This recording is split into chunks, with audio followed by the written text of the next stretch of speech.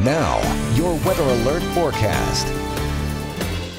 I'm 3 News Now weather alert meteorologist Audra with this weather update here on the web. Thanks for joining us at 3newsnow.com. Our Saturday started off rainy, amply measured just over ½ an inch of rain at the airport there. And with that, though, it's come to an end finally. And through the overnight hours, we're actually going to see some clearing. It's still going to be windy, though, so keep that in mind. But temperatures eventually drop below freezing, so we're going to have to watch out for some slick spots, too, as we go through the overnight hours and into Sunday morning. But the good news is, as we head into Sunday afternoon, we warm up back above freezing for most of us across the area. So we'll do a little bit more melting for us on Sunday. Mostly sunny skies, but as we head through the later part of the afternoon into the evening, we will see a few more clouds moving back into the area. Again, those winds, the wind advisory continues until midnight for some of our counties, ends a little bit earlier for some of us. But we have seen some gusts up to about 50 miles per hour. That will continue diminishing through the overnight hours. Sunday morning still, though, a little bit breezy. Don't forget, we have to spring forward tonight.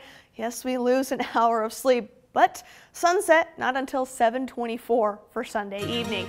Over the next several days here, Monday still not looking too bad. Close to about 40 degrees, some more sunshine for us, but then it's on Tuesday into Wednesday. We see our next system arriving, and this one will likely dump quite a bit of rain across the area. Some of us seeing up to 2, even 3 inches out of this system because we're going to see mostly rain through the day on Tuesday and even into Wednesday. Might even have a few thunderstorms on Wednesday. They're continuing, yes, even into Thursday, but check out some of those temperatures.